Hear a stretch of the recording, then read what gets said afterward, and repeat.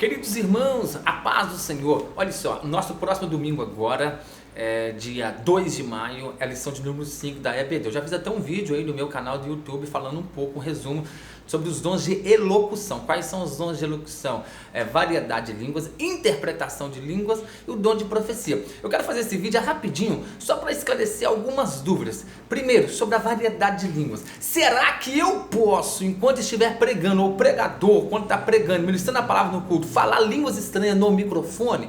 Queridos, nós temos que prezar pelo equilíbrio. É claro que enquanto você está pregando, você pode falar línguas estranhas no microfone, meu irmão. O que você não pode é ficar o tempo todo falando só línguas estranhas, porque quando você fala línguas estranhas, você está edificando a si próprio. Olha o que Paulo disse em 1 Coríntios capítulo 14, a partir do versículo 14, ele diz: se oro em uma língua, meu espírito ora, mas a minha mente fica infrutífera.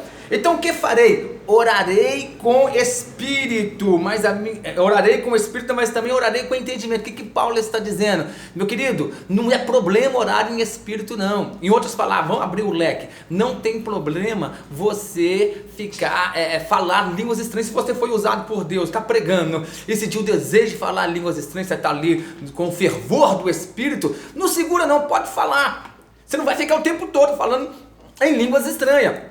Entendeu? Porque senão, queridos, se nós for prezar por um discurso desequilibrado, nós vamos ter pastores mais frios ainda, pregadores frios, gelados, entendeu? Sem poder, sem fervor do Espírito, e aí mensagens todas mecanizadas. O que você não pode é usar esse recurso na sua retórica. Não vou falar línguas estranhas neste momento, porque aí a igreja vai incendiar e vai...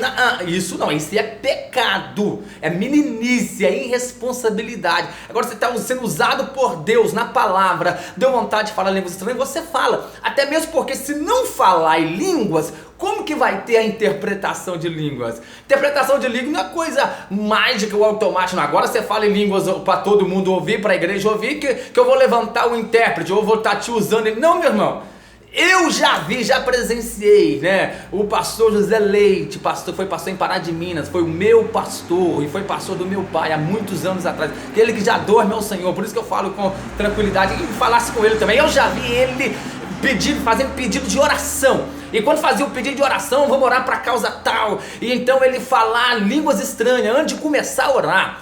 E o meu pai, o pastor Zacarias, do lado depois, pegar o microfone e falar: meus irmãos, dessa língua que o pastor falou aqui, era Deus falando através dele, isso, e interpretar na hora. Se ele segura as línguas estranhas, não, eu estou no microfone, eu não posso falar. Então, discurso equilibrado. Paulo está dizendo para você não ficar só falando em línguas, não. Tu fala em línguas estranhas, entendeu? Mas prega a palavra com entendimento. Ele chega a falar aqui em 1 Coríntios 14, eu prefiro falar 5 palavras com entendimento, diante que as pessoas entendem, do que 10.000 em línguas. É claro, porque a língua estranha edifica a si mesmo, a si próprio. Mas, porém, entretanto, entre mentes, e no meio da língua estranha que você falou ali no microfone, Deus pode levantar um intérprete na hora, ou você pode falar numa língua que você não sabe e alguém entender essa língua lá na hora e Deus falar com alguma pessoa. Então não precisa de ficar com esse extremismo todo, enquanto estou pregando não pode falar línguas estranhas. Então, equilíbrio. Paulo está dizendo, Paulo não está proibindo, não está falando que é pecado falar línguas estranhas ao público, orar em espírito,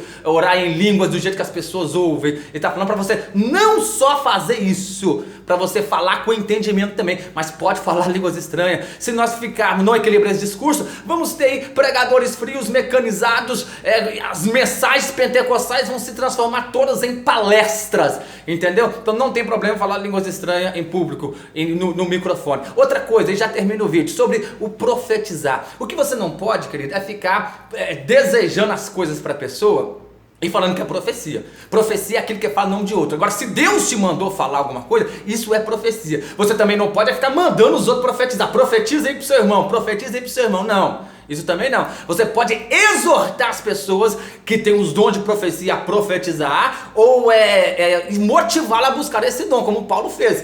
Paulo falou: buscai os dons, principalmente principalmente o de profetizar. Paulo disse para Timóteo: desperta o dom que há em ti, Timóteo. Paulo disse da mesma forma para Timóteo. Então isso você pode fazer. Agora, no meio da mensagem, se Deus te deu uma palavra ali, o Espírito Santo te impulsionou, você no fervor do Espírito, e você está sentindo que aquilo é uma profecia, não tem pecado nem você falar, meu irmão, você falar: estou profetizando agora pela palavra, eu já fiz isso e Deus cumpriu.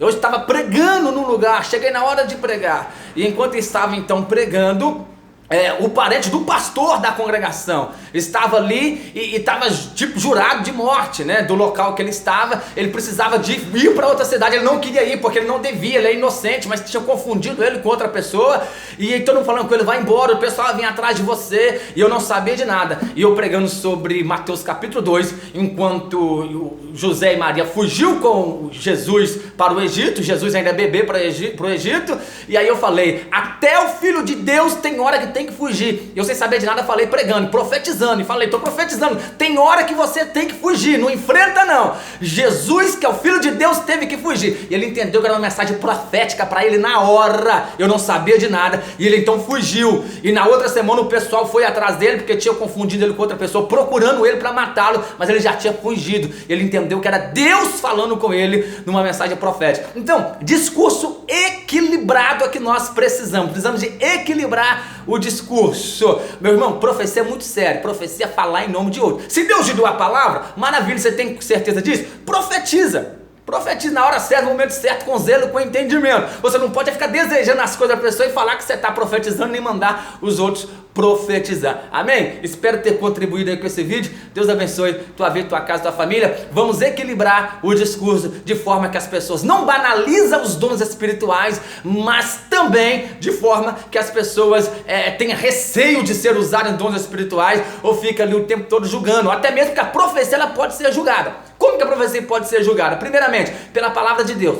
Em caso não precisa nem te ter discernimento de espírito. Se está de encontro com a palavra de Deus, já não é de Deus. Pode ser de outra fonte. Talvez também não seja do diabo, que são 3 fontes: Deus, divina, humana e diabólica. Então, se está de encontro com a palavra de Deus, não é divina, é humana ou diabólica a profecia. Em outro aspecto, a profecia também pode ser... é isso aí. Deus abençoe. O vídeo vai ficar muito longo.